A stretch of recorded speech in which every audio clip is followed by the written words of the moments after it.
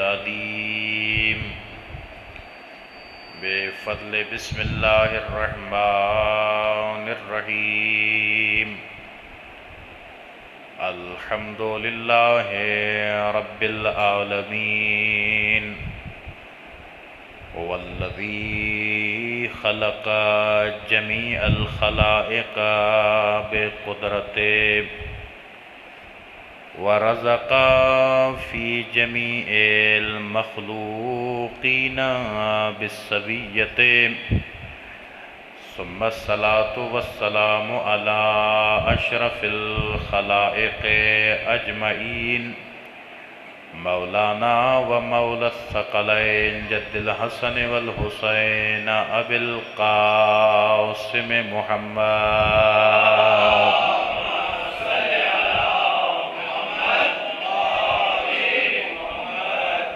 व अला आलिहि तय्यबीन अत्ताहिरीन अल-मअसूमीन अल-मज़लूमीन अल-अत्हरीन अल-अत्यबीन वल्लअनतु दाइमतु अला अअदाइहिम अजमईन अम्मा बअदु फ़क़द क़ाल सुब्हानहु व तआला फ़ी मुहकमि किताबिहिल करीम बिस्मिल्लाहिर्रहमानिर्रहीम अल-यौमा अकमलतु लकुम दीनकुम व अतममतु अलैकुम निअमती व रज़ीतु लकुमुल इस्लाम दीना। सलवात पढ़ो मोहम्मद व आले मोहम्मद।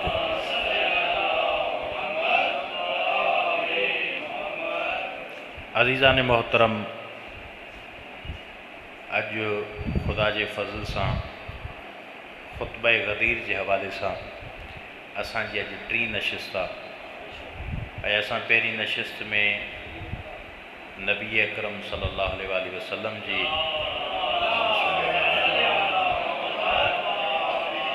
लिसान अतहर ते जारी थियल ख़ुतबा गदीर मां पहिरियों हिस्सो तौहीद जो बयान कयोसीं ऐं उन खां अलावा वरी शुक्र खुदा हमदे खुदा नबी अकरम पंहिंजे इन ख़ुतबे में पंहिंजे परवरदिगार जो कयो आहे।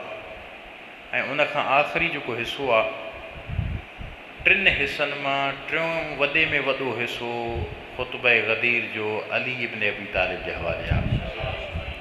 इन सभ खां पहिरियां तौहीद ऐं तौहीद खां अलावा ख़ुदा जो शुक्र ऐं उन शुक्र खां बाद अली जी विलायत। मां हिकिड़ो शेर तव्हांजे साम्हूं पढ़ा, मूंखे ॾाढो पाण खे पसंदि आयो, इन करे मां चयो त मोमिननि ताईं इन शेर खे पहुचाईंदा हलूं। चए थो त कहा गदीर में खालिक ने मुस्तफ़ा से कि हम, कहा गदीर में खालिक ने मुस्तफ़ा से कि हम अली के ज़िक्र पर नेमत तमाम करते हैं। तमाम नेमतूं इन ॾींहं ते मुकम्मल थियूं। अल्लाह साईं चए थो, हबीब अॼु जे ॾींहुं असां तव्हां जे लाइ नेमतुनि खे तमामु था कयूं। इहा ई आयत सरनामा कलाम में आहे। चए थो त अॼु जे ॾींहुं असां तव्हांजे लाइ दीन बि मुकम्मल कयो आहे, नेमत खे बि मुकम्मल कयो आहे। ऐं इस्लाम उहो दीन आहे जंहिं ते असां पाण राज़ी थियासीं। अलगर्ज़ अॼु असांजो जेको इन ख़ुतबा गदीर जे हवाले सां नबी अकरम सल्लल्लाहु अलैहि वसल्लम जो ख़ुतबो जारी आहे ऐं उन में अल्लाह जे रसूल सभ खां पहिरियां तारुफ़ करायो आहे मौला अली जो त ॿुधो अली जी इज़्ज़त छा आहे मां मुस्तफ़ा जी निगाह में, अल्लाह जी निगाह में। ईअं का आम हस्ती त नथो पहुचायां जंहिंजे लाइ मां तव्हांखे चवां थो इनखे पंहिंजो रहबर ठाहियोसि, पंहिंजो इमाम बणायोसि। न, हीअ अहिड़ी हस्ती आहे जो काइनात में मुहम्मद खां बाद अगरि कोई इन काइनात ते रहबरी करे सघे थी त अलीअ जी ज़ात आहे। ॿिए कंहिंखे ताक़त ई कोन्हे का। सलवात पढ़ो मोहम्मद वाले मोहम्मद।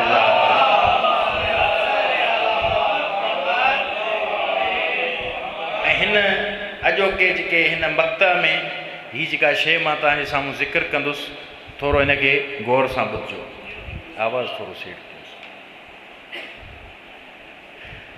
सलवात पढ़ो मोहम्मद वाले मोहम्मद।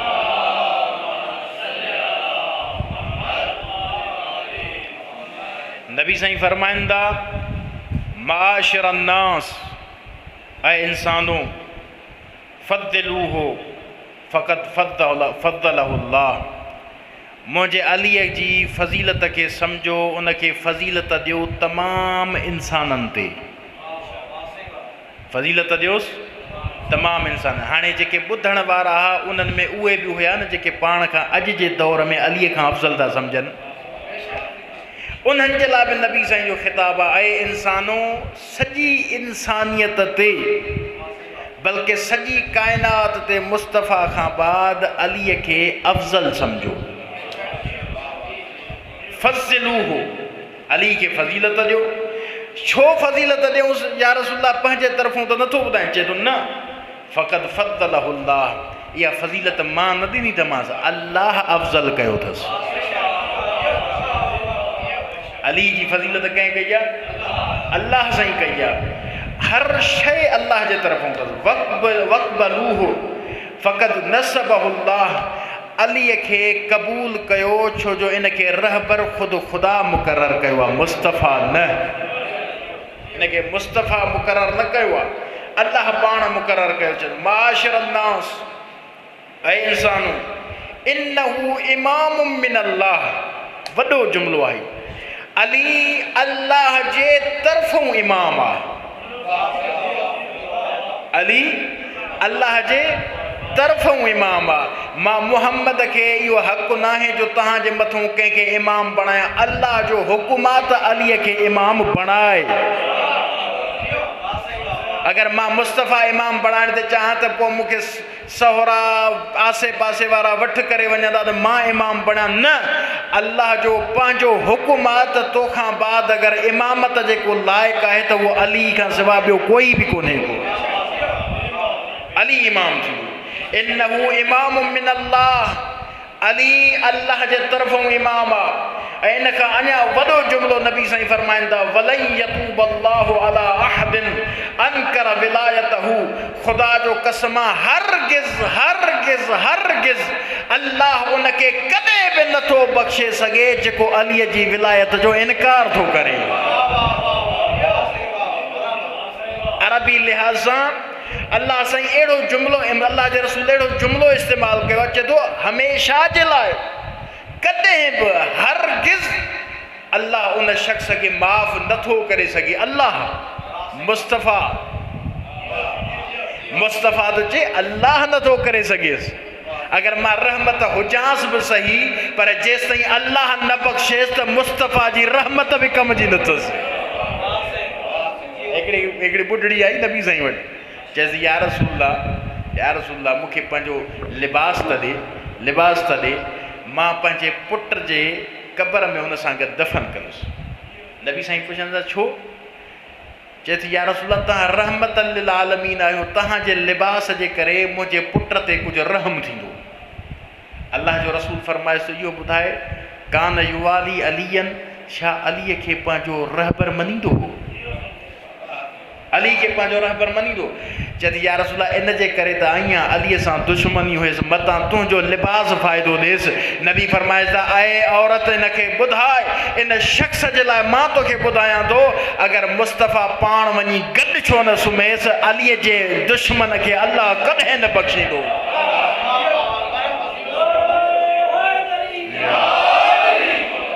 अलीअ जे दुश्मन खे अल्लाह नथो बख़्शे सघेसि। तॾहिं त नबी साईं फरमाए थो वलन यतूब अल्लाहु अला अहदिन अनकर विलायतहू, हरगिज़ कॾहिं बि अलीअ जे दुश्मन खे अल्लाह साईं माफ़ नथो करे सघे, नई कंदुसि नई करे थो सघे। वलन यगफिर लहू, ऐं उन जी बख़्शिशी कोन्हे का, हतमन अल्लाह। अल्लाह जो रसूल वॾा जुमिला इस्तेमालु करे, छो जो अल्लाह पंहिंजे पाण सां इहो वाइदो कयो आहे। अल्लाह साईं पाण ते छा कयो आहे? वाइदो कयो अथई। अन यफ़अल ज़ालिका बिमन ख़ालफ़ अमरहू व अन युअज़्ज़िबहू अज़ाबन नुकरन अबदल आबाद व दहर दुहूर। अल्लाह साईं पंहिंजे नफ़्स जी कसम खणी पंहिंजे पाण खे बि बाउंड कयो आहे त कॾहिं बि कंहिं बि ज़माने में हमेशह जे लाइ अलीअ जो दुश्मन जिते बि हूंदो पंहिंजो अज़ाब ज़रूरु चखाईंदोमांसि। कंहिं बि ज़माने में हमेशगी जे लाइ काथे बि हुजे बख़्श कोन थींदसि। हिन दुनिया में मां कल्ह जीअं तव्हांखे ॿुधाए चुकुसि त जेके हितां गुज़री विया ला इलाहा इल्लल्लाह मुहम्मद रसूलुल्लाह ते अल्लाह जो रसूल छा पियो चए, जॾहिं क़बर में लहंदो न त बि अलीअ जी विलायत जे सदक़े ई अॻिते हलंदो। जॾहिं उन खां माफ़ न आहे त हाणे अचण वारे खां कीअं माफ़ थींदी? पोइ गुज़रियल खां माफ़ न आहे, अचण वारे खां। अच्छा भला इहो पोइ गुज़रियल वारे खां माफ़ छो न आहे? अल्लाह साईं चवंदो अलस्तु बिरब्बिकुम, ओ आलम अरवाह में अल्लाह साईं तव्हांखां पुछो न छा मां तव्हांजो रब न आहियां?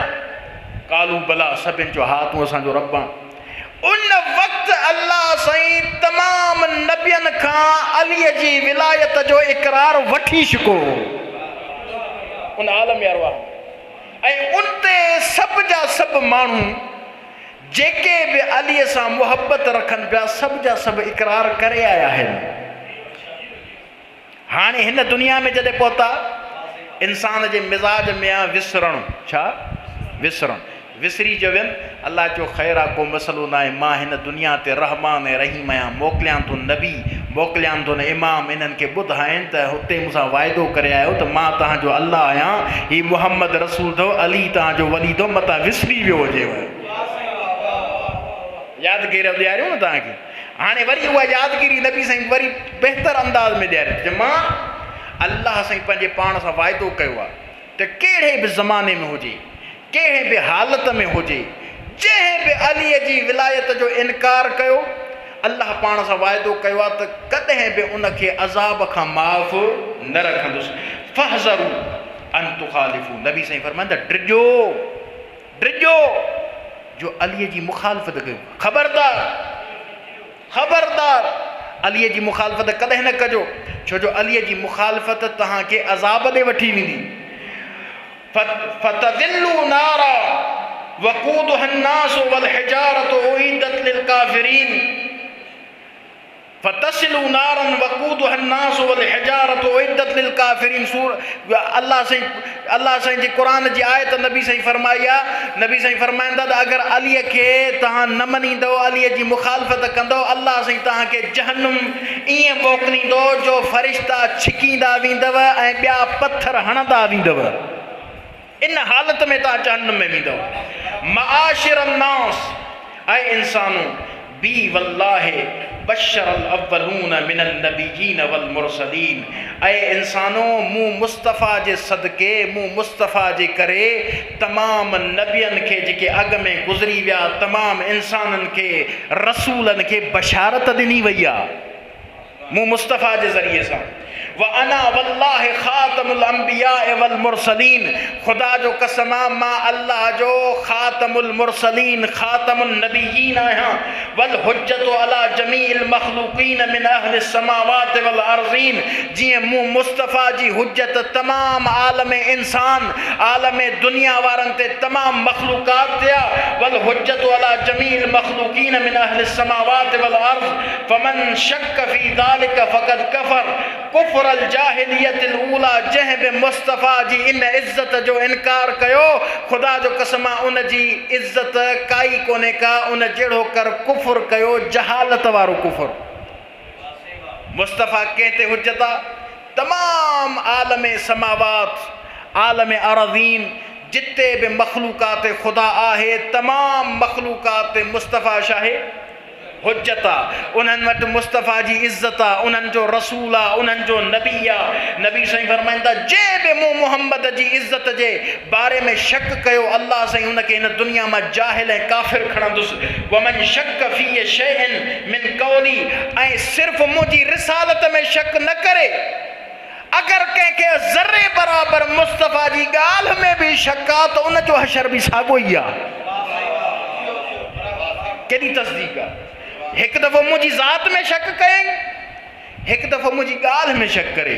अल्लाह जो रसूल चए थो बिन्हिनि जो हशर काफ़िर वारो हशर आहे, बिन्हिनि जो हशर छा आहे? काफ़िर वारो। अच्छा, इन ई बाब में जॾहिं अचूं त ॾिसूं था त असां बि काथे न काथे पंहिंजी मर्ज़ियुनि जा मालिक आहियूं। नबी साईं चए थो ऐं मुंहिंजी उम्मत अल्लाह जो हक़ अदा कयो, मुस्तफ़ा जो हक़ अदा कयो, ख़ुदा जा तमामु हुकूक ॾियो, ग़रीबनि खे यादि रखो, मिसकीननि ताईं पहुचो। मुस्तफ़ा त चई वियो पर मूंखे अञा त यकीन नथो अचे। माण्हुनि जो हाल इहो आहे, जॾहिं उहो चई असां वरी चवंदा साईं ख़ैरु आहे, को मसइलो कोन्हे। अल्लाह जो कसम आहे, जंहिं मुस्तफ़ा खे ॿुधी मोह मोड़ियो उन जो हाल बि साॻई आहे। छो जो हुक्म ख़ुदा खे पुठी ॾेखारणु आहे, हुक्म ख़ुदा खे। नबी साईं फरमाईंदा मन शक फ़ी कौली, जंहिं मुंहिंजे कौल जे बारे में शक कयो, फ़क़त शक फ़ी कुल्ल मा उनज़िल इलैया, उन जी मिसाल ईअं थींदी जहिड़ो कर मुंहिंजी सॼी रिसालत में उनखे शक आहे। जंहिं मुंहिंजी ॻाल्हि में शक कयो न, हिकिड़े कौल में ज़रे बराबरि, उनखे जहिड़ो कर मुंहिंजी सॼी रिसालत में छा आहे? शक आहे। छो जो क़ुरान चए थो वमा यंतिकु अनिल हवा इन हुवा इल्ला वहयुन यूहा, इहो मुंहिंजो रसूल पंहिंजे मर्ज़ीअ सां ॻाल्हाईंदो न आहे, इनखे त वही नाज़िल थींदी आहे, इन वहीअ खां बग़ैर न ॻाल्हाईंदो आहे। वमन शक फ़ी वाहिद मिनल आइम्मति फ़क़त शक फ़िल कुल्ल मिनहुम। नबी साईं वॾो जुमिलो थो चए, ऐं इंसानो जंहिं बि अलीअ खां वठी महदीअ ताईं कंहिं मुंहिंजे हिकिड़े बचिड़े जी इमामत में शक कयईं जहिड़ो कर मुंहिंजी रिसालत में शक कयईं। सभिनी इमामनि ते ईमान आणे, सभिनी इमामनि ते ईमान आणे। अगरि हिकिड़े खे बि रहायईं उनजी इन ईमान जी उनजे इन ईमान जी काई क़ीमत कोन्हे। जीअं असां वटि शहन इमामनि त इहा अक़ीदो रखंदा न माण्हू, बाबा छह इमाम उनखां पोइ उन्हनि जी ॿी औलाद ते ईमान अथनि। नबी साईं छा था फरमाइनि त जेको बि मुंहिंजे कंहिं हिकिड़े बचिड़े जो इनकार करे जहिड़ो कर सॼे इमामत जो इनकार कयईं, सॼी रिसालत जो इनकार कयईं। ऐं उन्हनि जो हाल बि ईअं ई आहे जीअं काफ़िरनि जो हाल आहे, तव्हां उन्हनि सां खाई बि नथा सघो। छो जो उहे माण्हू छहें इमाम खां बाद इमाम मूसा काज़िम ऐं इमाम महदी ताईं नौज़ बिल्लाह ईअं उन्हनि खां बरात कंदा आहिनि जीअं असां अहल बैत जे दुश्मन खां बरात कंदा आहियूं। उन्हनि जो हाल अहिड़े क़िस्म जो आहे, उन्हनि सां खाइणु पीअणु उथणु विहणु सही न आहे, उन्हनि खे रिश्तो ॾियणु सही न आहे, रिश्तो वठणु सही कान्हे। जेको बि हिकिड़े इमाम में शक करे जहिड़ो कर अली जी सॼी इमामत में शक कयईं। नबी साईं फरमाईंदा वशाको फीना फिन्नार, ऐं जंहिं बि असां आले मुहम्मद जी ज़ात में असांजी ॻाल्हि में शक कयो उन जो ठिकाणो जहन्नुम आहे, उहो जहन्नुम में वेंदो, उन जो कोई बि हल कोन्हे। मआशिर अन्नास हब्बानी अल्लाहु अज़्ज़ व जल्ल बिहादिहिल फज़ीलति मन्नन मिन्हु अलैय व इहसानन मिन्हु इलैय। अल्लाह मूंखे पंहिंजी हिन फज़ीलत सां मूंखे पंहिंजी मुहबत अता कई आहे, महबूब बणायो अथई। कीअं? मूं ते एहसान कयो अथई ऐं मुंहिंजे तरफ़ां वरी ॿियनि मख़लूक़ात एहसान कयो अथई। कहिड़ो? कहिड़ी नेमत उहा कई अथई? मूं ते एहसान कहिड़ो कयो अथई? चए थो मूंखे ॿुधायईं त मां मख़लूक ते इहो एहसान पहुचायां ला इलाहा इल्ला हू, त सभ खां पहिरियां वॾी में वॾी नेमत काइनात में ख़ुदा जी तौहीद आहे। ॾिसो एॾे वॾे ख़ुतबे ॾियण में अल्लाह जो रसूल सभ खां